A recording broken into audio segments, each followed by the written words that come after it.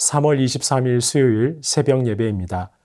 오늘 함께 보실 하나님의 말씀은 레위기 14장 1절부터 20절까지의 말씀입니다. 레위기 14장 1절부터 20절까지의 말씀인데요. 이 시간 봉독하실 때는 1절부터 9절까지의 말씀만 봉독해 드리겠습니다.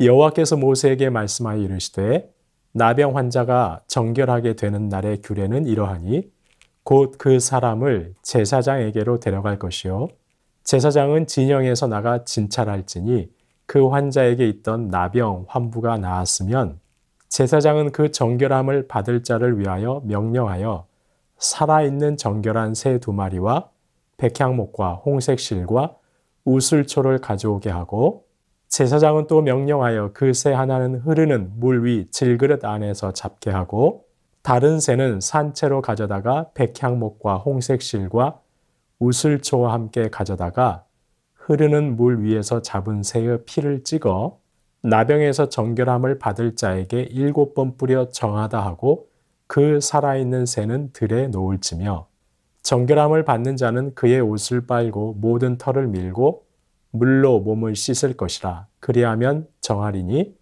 그 후에 진영에 들어올 것이나 자기 장막 밖에 이레를 머물 것이요 7째 날에 그는 모든 털을 밀되 머리털과 수염과 눈썹을 다 밀고 그의 옷을 빨고 몸을 물에 씻을 것이라. 그리하면 정하리라. 아멘. 지금 코로나에 확진되는 분들은 대부분 오미크론 변이 바이러스에 감염되고 있습니다. 오미크론 변이 바이러스는 이전의 코로나19 바이러스보다 중증도가 그다지 높지 않다고 하죠. 독감 정도의 질병으로 알려져 있습니다. 그래서 오미크론 변이에 감염된 분들은 일주일간의 격리를 마치고 나면 특별한 점검 없이 자가 격리가 해제되어 일상에 복귀할 수 있습니다. 하지만 과거 코로나19 바이러스에 감염되면 2주간 격리해야 했습니다. 격리가 해제되어 일상에 복귀하려면 자가 격리 해제 전에 바이러스 검사를 받아야 했습니다.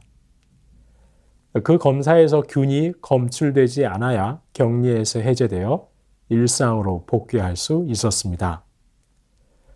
오미크론 변이 바이러스보다 더 중증 화율이 높았던 코로나19 바이러스가 창궐하던 때에는 그만큼 확진되었던 분들이 일상 회복의 단계가 까다로웠던 것입니다.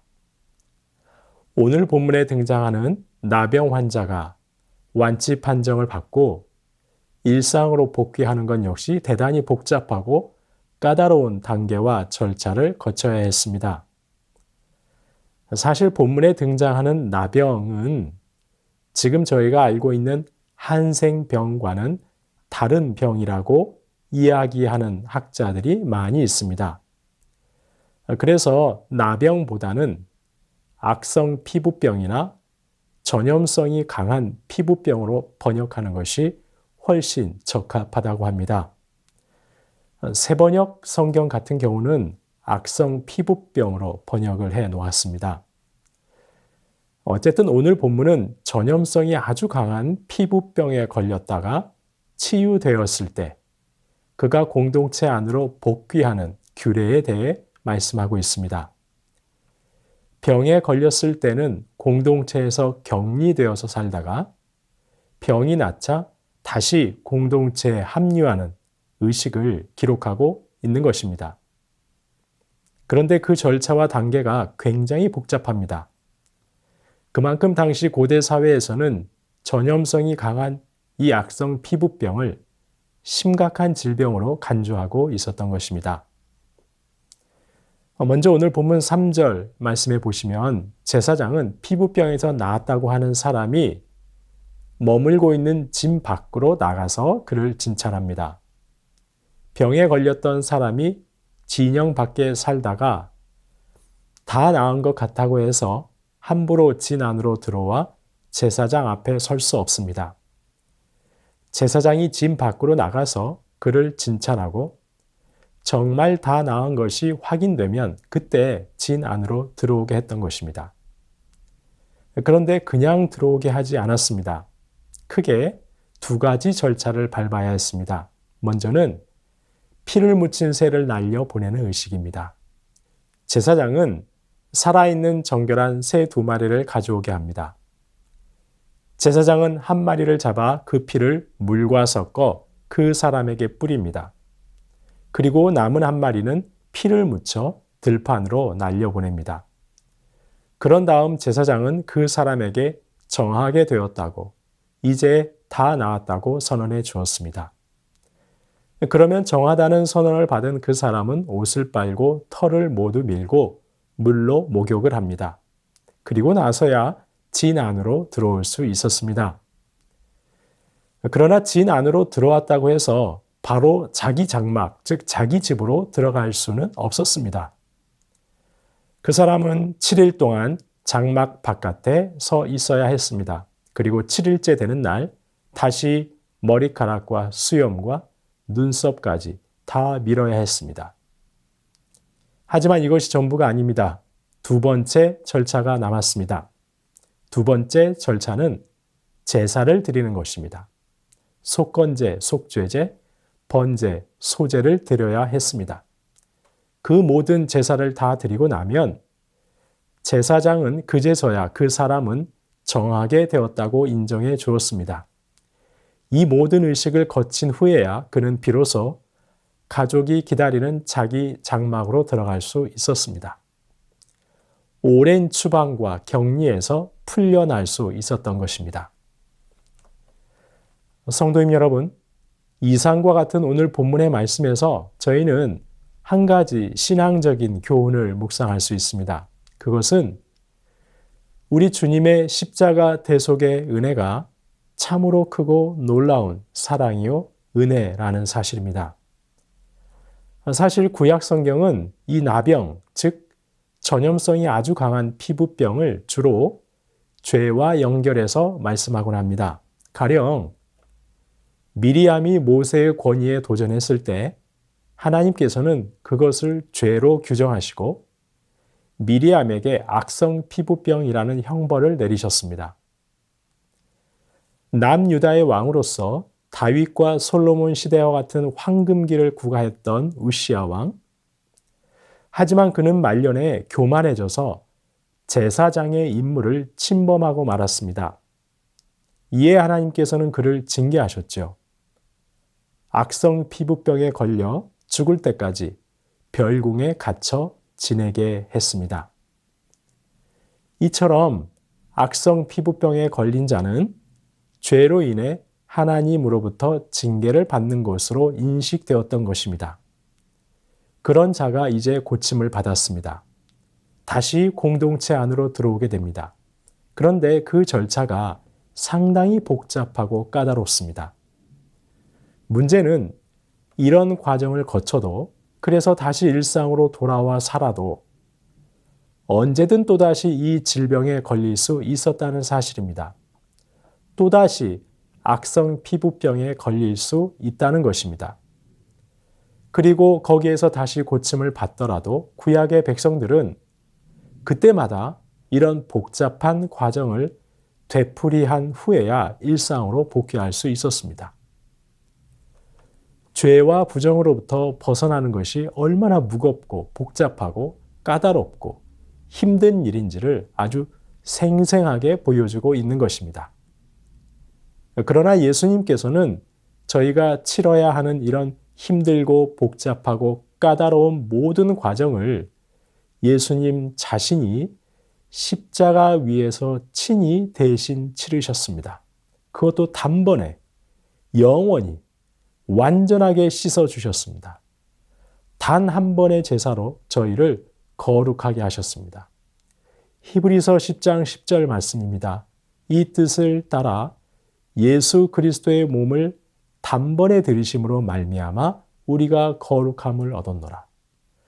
그렇습니다, 성도님 여러분. 예수님께서는 단번에 완전하게 저희를 정결하게 씻어주셨습니다. 죄에서 자유케 하셨습니다. 저희는 단지 그 주님을 믿음으로 정하게 되었다 인정받고 진 안으로 들어갈 수 있게 되었습니다.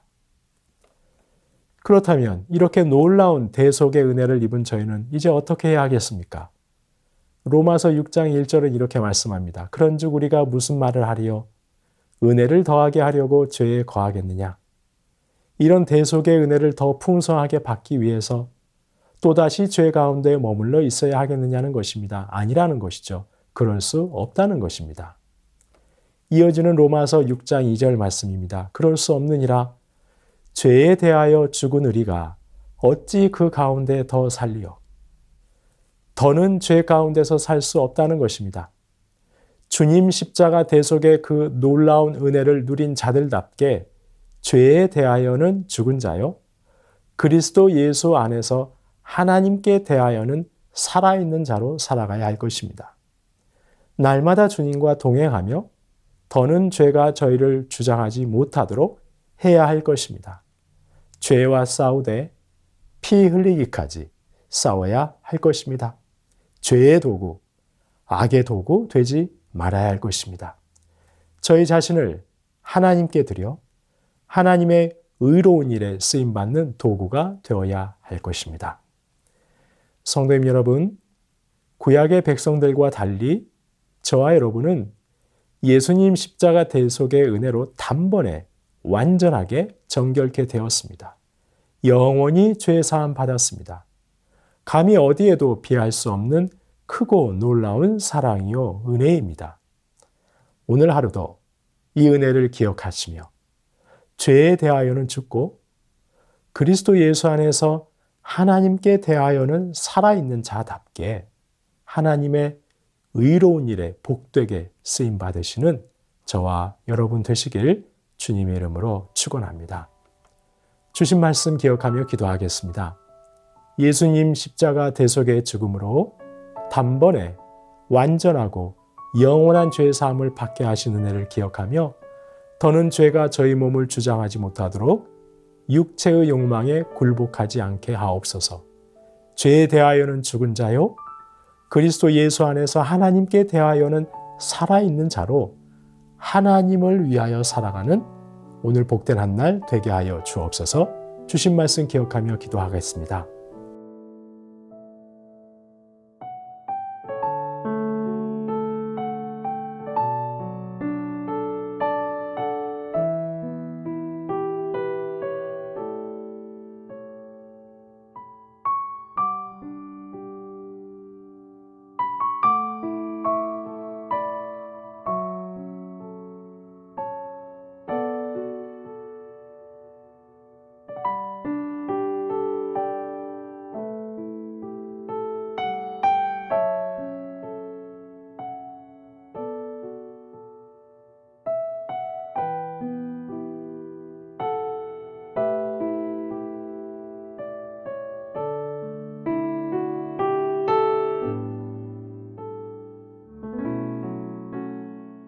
나라와 열방 위해서 기도하겠습니다. 하나님, 이 나라의 정치, 경제, 사회, 문화, 교육 등 모든 분야를 하나님께서 다스려 주옵소서. 오직 하나님의 선하신 다스림의 역사만 이 나라 가운데 드러나게 하옵소서. 러시아의 우크라이나 침략이 멈춰지게 하옵소서. 러시아와 미국과 유럽의 지도자들의 마음을 주장하셔서 어소속히 이 침략이 끝나게 하옵소서. 나라와 열방을 위해서 기도하시겠습니다.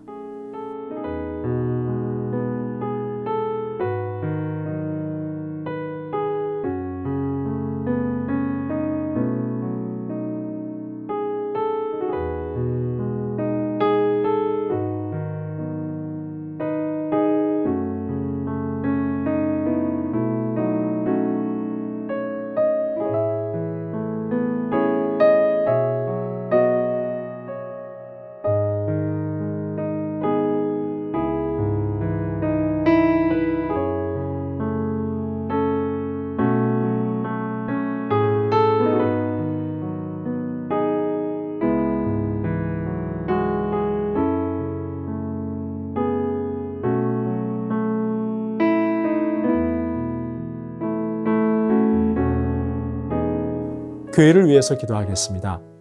하나님의 사랑하심과 택하심을 받은 성도답게 항상 감사를 고백하고 오직 주님만을 자랑하게 하옵소서.